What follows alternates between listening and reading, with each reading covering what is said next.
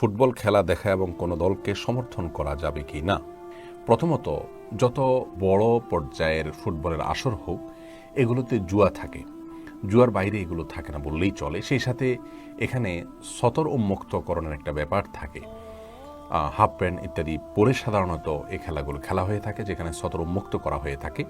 সেই সাথে নারী পুরুষের অবাধ মেলামেশার বিষয়টি থাকে এবং গান বাদ্যযন্ত্রের ব্যবহার তো আবশ্যিকভাবে থাকে।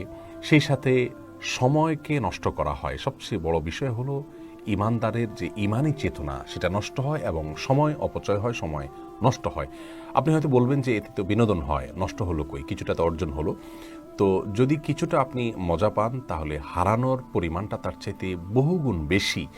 কারণ এর ফলে সালাতের প্রতি মনোযোগিতা নষ্ট হয়ে যায়, আল্লাহ রাব্বুল আলামিনের প্রতি আমাদের যে মনোযোগিতা সেটা নষ্ট হয়ে যায়। একজন মানুষ এই ধরনের খেলাগুলো দেখতে অভ্যস্ত যিনি, তিনি এই খেলাগুলোর চরম উত্তেজনাকর মুহূর্তে জামাত শুরু হলেও অনেক সময় জামাত রেখে তিনি খেলা দেখা কন্টিনিউ করেন এবং এটাই বাস্তবতা। অতএব আল্লাহর জিকির থেকে এগুলো গাফেল করে ফেলে, এক ধরনের এডিকশন, নেশার মতো একটা অবস্থা আমাদের মধ্যে সৃষ্টি করে এবং দিন এবং দুনিয়া উভয় দৃষ্টিকোণ থেকে আমাদের জন্য এর চাইতে আরও বহু উপকারী বিষয় থেকে আমাদেরকে দূরে সরিয়ে রাখে। সেই সাথে এগুলোর ফলে গীবত, শেকায়েত, পরনিন্দা, শত্রুতা, একে অন্যের বিরুদ্ধে লাগা এবং পক্ষ বিপক্ষ অবলম্বন করে ফেসবুকে, সোশ্যাল মিডিয়াতে বা অফলাইনে অনলাইনে মারামারি, গণ্ডগোল, ফাসাদ এগুলো হয়ে থাকে। সেই সাথে কাফির এবং ফাসিক, যাদের মধ্যে আল্লাহ তাআলার প্রতি ঈমান নেই, বিশ্বাস নেই, যারা আমার রবের স্বীকৃতি দেয় না, তাদেরকে সম্মান করা, শ্রদ্ধা করা, ভক্তি করা, ভালোবাসা, অন্তরের গহীনে জায়গা দেওয়া, এগুলো সবগুলো ঈমান বিরোধী কাজ। আপনি যদি খুব বেশি উদার হন, যে উদারতার সবকটা মূলত ইবলিস এবং শয়তান দিয়ে থাকে, তাহলে সেক্ষেত্রে ঈমানদার হওয়ার কোনো সুযোগ আপনার নেই। প্রিয় দর্শক, রবের স্বীকৃতি যদি কেউ না দেন, সে কখনো আপনার আপন হতে পারে না। আপনার বাবা বা আপনার মায়ের জন্ম নিয়ে বা আপনার জন্ম নিয়ে যদি কেউ সন্দেহ করে, আপনার জন্মের স্বীকৃতি যদি কেউ না দেয়, আপনি তাকে কখনো আপন করতে পারেন না। সেখানে আপনার রবের স্বীকৃতি যদি কেউ না দেন, তাকে আপনি আপন কিভাবে করেন?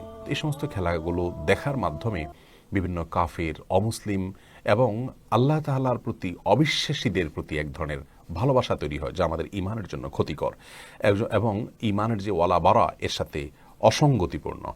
সেই সাথে আব্দুল্লাহ ইবনে মাসউদ রাদিয়াল্লাহু তাআলার একটি কথা আমরা এখানে উল্লেখ করতে চাই। তিনি বলেছেন, মান কাফারা সাওদা কওমিন ফাহুয়া মিনহুম, যে ব্যক্তি কোনো দলের দলভারী করে সে তাদের অন্তর্ভুক্ত হয়ে যায়।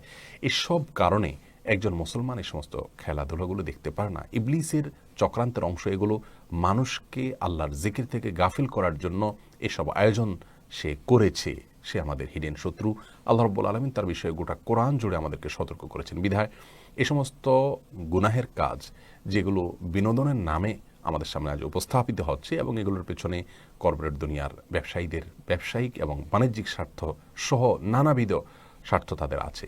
যাই হোক, সবচেয়ে বড় কথা হলো, একজন ইমানদারের জন্য এতগুলো গুনাহের আয়োজন যেখানে থাকে, সেটিকে অনুসরণ করা কোনো অবস্থাতে জায়েজ নয়। আপনি নিজে শরিয়ার নীতিমালাকে অনুসরণ করে দ্বিপাক্ষিকভাবে কোনো প্রকার লেনদেন ছাড়া, জুয়া ইত্যাদি ছাড়া আপনি নিজে এক্সারসাইজ করুন মাঠে, সেটি ভিন্ন বিষয়। কিন্তু এই সমস্ত খেলা দেখা আপনার জন্য জায়েজ নয়।